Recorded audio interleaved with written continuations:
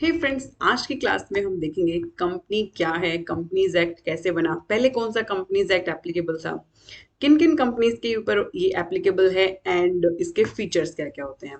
So let's get started. Friends, पहले चलता था कंपनीज एक्ट 1956। आपने नाम भी सुना होगा, कंपनीज एक्ट 1956।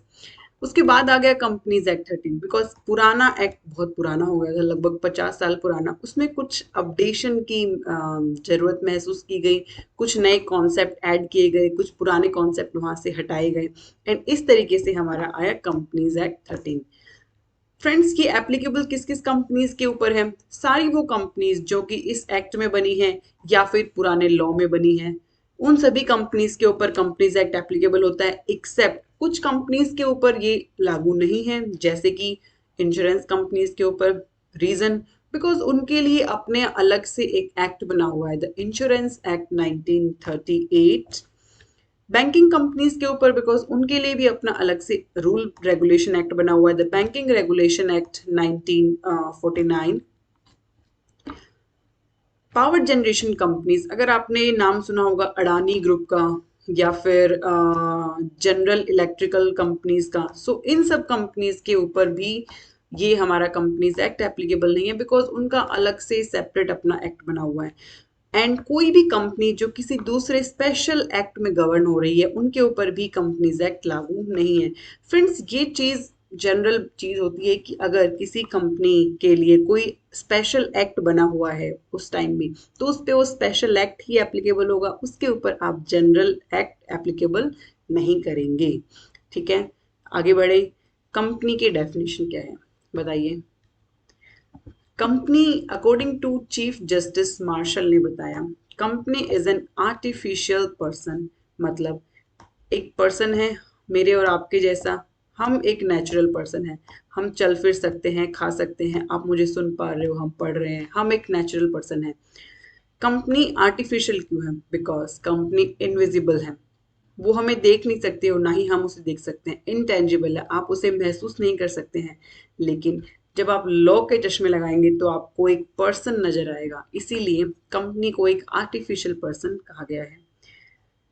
अब अगर हम बात करें इसके फीचर्स की, क्या क्या फीचर्स हैं कंपनी के अंदर, तो सेपरेट लीगल एंटिटी। मतलब सेपरेट लीगल एंटिटी है अपने मेंबर्स से, तीन मेंबर्स हैं, ये तीनों एक्स वाई जेड इनका नाम है। तीनों मिलके कंपनी फॉर्म करते हैं, एक्स वाई जेड लिमिटेड या फिर प्राइवेट लिमिटेड अकॉर्डिंगली। ठीक है, सो हम किससे किससे डील करते हैं, कौन कॉन्ट्रैक्ट करता है?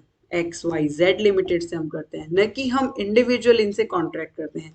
बिकॉज इनका अब हो गया है सेपरेट एग्जिस्टेंस, ये दोनों आपस में रिप्लेस नहीं कर किए जा सकते एक दूसरे की जगह पे। कंपनी अपने नाम में एसेट होल्ड कर सकती है, यस। किसी को सू कर सकती है, यस। किसी के साथ कॉन्ट्रैक्ट कर सकती है, यस। सारे वो काम कर सकती है जो एक पर्सन कर सकता है, एक्सेप्ट चल फिर नहीं दे सकती, जो कि एक नॉर्मल इंसान कर सकता है। So it is a artificial person और इसका है सेपरेट लीगल एंटिटी। फ्रेंड्स, इसके लिए एक बहुत ही फेमस केस लो हुआ है, मकोरा वर्सेस नॉर्दर्न अश्योरेंस लिमिटेड। इस केस में ये बताया गया कि मिस्टर एम ने कंपनी के लगभग सारे शेयर्स खरीद रखे हैं। मान लीजिए 90% शेयर खरीद लिए। इनको ऐसा लगा कंपनी तो मेरी है, मैंने तो सारे शेयर्स खरीद लिए, और इन्होंने कंपनी के एसेट को अपने नाम में करा लिया इंश्योरेंस। अनफॉर्चुनेटली उस एसेट में लग गई आग, तो ये चले गए इंश्योरेंस कंपनी क्लेम मांगने। कंपनी ने बोला आपकी एसेट थी ही नहीं, आपका इंश्योरेबल इंटरेस्ट है ही नहीं उसके अंदर। आप एक बात बताएं, क्या हम किसी दूसरे के एसेट को अपने नाम में इंश्योरेंस करवा सकते हैं? जी नहीं, हम सिर्फ अपनी एसेट का ही अपने नाम में इंश्योरेंस करवा सकते हैं। ऑल राइट, सो यही इस केस के फैक्ट्स हैं। फ्रेंड्स, केस लॉ के बारे में मैं ये बोलूंगी, आपको एग्जाम पॉइंट ऑफ व्यू से केस लॉज ध्यान होने चाहिए, बिकॉज इससे एग्जामिनर पे अच्छा इंप्रेशन पड़ता है आप अगर केस लॉ कोट करके आते हैं। ठीक है, आगे बढ़े। ओके, परपीचुअल सक्सेशन ये क्या होता है? कंपनी निरंतर चलती जाएगी, उसका मेंबर्स के आने जाने, उनके डेथ से कोई फर्क नहीं पड़ेगा। यस, फॉर एग्जाम्पल एक कंपनी के चार मेंबर्स हैं, मिस्टर एक, कुछ भी नाम आप मान लें, X Y Z and W. चारों कंपनी में मेंबर्स हैं, एक प्रॉफिट होता है कंपनी में, पार्टी करने चले जाते हैं, चारों की अनफॉर्चुनेटली डेथ हो जाती है, कंपनी पे क्या फर्क पड़ेगा? कुछ नहीं, बिकॉज उसके शेयर्स तो मार्केट में ट्रांसफर हैं, हो सकता है ये आगे ट्रांसफर कर देंगे, किसी और को ट्रांसफर कर देंगे। कंपनी के शेयर्स तो मार्केट में चलते ही जा रहे हैं, सो कंपनी के एग्जिस्टेंस पे इसका फर्क नहीं पड़ता है। इनके लीगल हियर्स, इनके बच्चों को या गार्जियन को चले जाएंगे शेयर्स। व्हाट इफ कोई भी नहीं है कंपनीज में, तो शेयर्स चले जाते हैं गवर्नमेंट के पास में। ऐसी कंपनीज को फिर गवर्नमेंट अपने हिसाब से टैकल करती है, इसीलिए इसे कहा गया परपीचुअल सक्सेशन। फ्रेंड्स, इसका ये मतलब नहीं है कि एक बार हमने कंपनी इनकॉर्पोरेट कर दी तो बस अब तो कभी खत्म ही नहीं होगी, अमर हो गई कंपनी। नहीं, ऐसा भी मतलब नहीं है। जैसे कंपनी बनी है वैसे ही इसको खत्म कर सकते हैं, मतलब लॉ का प्रोसीजर फॉलो करके आप उसको वाइंडिंग अप करवा सकते हैं। ठीक है, कंपनी जैसे बनती है, रजिस्ट्रेशन होता है, वैसे ही कंपनी का वाइंडिंग अप भी हो सकता है। Friends, please excuse me for my hand writing. All right, number 3 feature is limited liability. Company के मेंबर्स की होती है लिमिटेड लाइबिलिटी, मतलब फॉर एग्जाम्पल अगर आपने 10,000 के शेयर्स खरीद रखे हैं तो आप 10,000 तक ही लाइबल हैं। अगर अब कंपनी के ऊपर 50,000 का कोई डेट आ गया, कोई क्रेडिटर आ गया, तो कंपनी आपसे मांग नहीं सकती है। इस केस में ऐसा ही होता है। हम एक एग्जाम्पल लेते हैं, 10,000 कंपनी के शेयर हैं, 6,000 आप ऑलरेडी पे कर चुके हो, 4,000 पे करने हैं। कंपनी सोच को लॉस हो गया, कंपनी आपसे आ जाती है 5,000 रुपए मांगने। मिस्टर एक्स स्मार्ट निकले, इनका कंपनीज एक्ट 13 पढ़ा हुआ था, वो कहते हैं नहीं नहीं नहीं, मेरी है लिमिटेड लाइबिलिटी, मैंने 10,000 के शेयर्स खरीद रखे हैं, मैं आपको 6,000 ऑलरेडी पे कर चुका हूं, अब मैं सिर्फ आपको पे करूंगा 4,000 रुपए। फ्रेंड्स, ये तो बात हुई अगर आपने शेयर्स खरीद रखे हैं। अगर आपने गारंटी खरीद रखी है तो सेम सिंबल। अगर आपने गारंटी खरीद रखी है तो वाइंडिंग अप के टाइम आप उतनी गारंटी के पे करने के लायबल हैं। सिंपल है। शेयर्स हैं तो शेयर्स के लिए लायबल हैं, और अगर गारंटी खरीद रखी है तो गारंटी के लिए आप लायबल हैं। अनलिमिटेड कंपनी अगर आपकी है, अगर आपकी लाइबिलिटी है अनलिमिटेड, तो वहां पर आपकी आप जो भी कंपनी आपसे मांगेगी वो आपको पे करने के लिए लायक।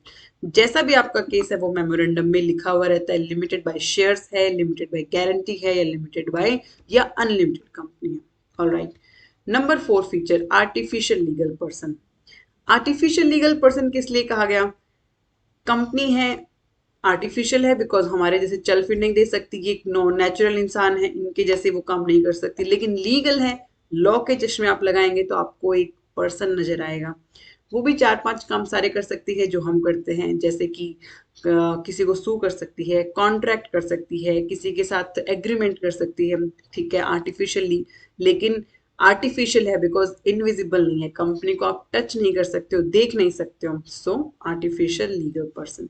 इसी से रिलेटेड अगला हमारा कॉन्सेप्ट है कॉमन सील का। अब हमने बात करी कि कंपनी अगर कॉन्ट्रैक्ट कर सकती है, सेपरेट है, तो साइन कौन करेगा? कॉन्ट्रैक्ट के ऊपर साइन कौन करेगा? ये कॉन्ट्रैक्ट है, ये हमने क्लोज लिख दिए 1 2 3। हमें भी पता है कॉन्ट्रैक्ट के ऊपर दो पार्टीज के साइन होते हैं, party A and party B. A के ऊपर तो ये कोई नेचुरल पर्सन है, इन्होंने साइन कर दिए। अब कंपनी कैसे साइन करेगी? कंपनी साइन करेगी कॉमन सील से। यस, कॉमन सील कंपनी की अफिक्स की जाएगी और कंपनी के डॉक्यूमेंट हो जाएंगे साइन। इसके लिए कंपनी एजेंट्स होते हैं, उन्हें आप डायरेक्टर्स बोलते हैं। सो वो कंपनी का ये सब काम करके देते हैं, जैसे कॉमन सील लगाना, बाकी सिग्नेटरी काम जो भी है वो करते हैं। फ्रेंड्स, यहाँ पे एक चीज है कि जो पुराना एक्ट था उसके अंदर कॉमन सील होना मैंडेटरी था, लेकिन नए एक्ट में इसको ऑप्शनल कर दिया गया है। आप चाहें तो कंपनी कॉमन सील ले सकते हैं, आप चाहें तो सिर्फ डायरेक्टर साइन करके भी पेपर्स को अथोराइज कर सकते हैं। ऑलराइट, सो आज की मेरी वीडियो के लिए इतना ही। आज हमने पढ़ा कंपनी का मीनिंग क्या है, कहाँ कहाँ एप्लीकेबल है, एक्ट कहाँ कहाँ एप्लीकेबल है, एंड फीचर्स क्या क्या हैं कंपनीज के। आई होप आपको क्लियर हो गया होगा। फिर भी आपके कोई भी डाउट है तो आप मुझे नीचे कमेंट सेक्शन में लिखकर बताएं। एंड वीडियो अच्छी लगी है, इन्फॉर्मेटिव लगी, so please please hit the like button, do subscribe to my channel and share with others. Thank you, stay tuned, bye bye.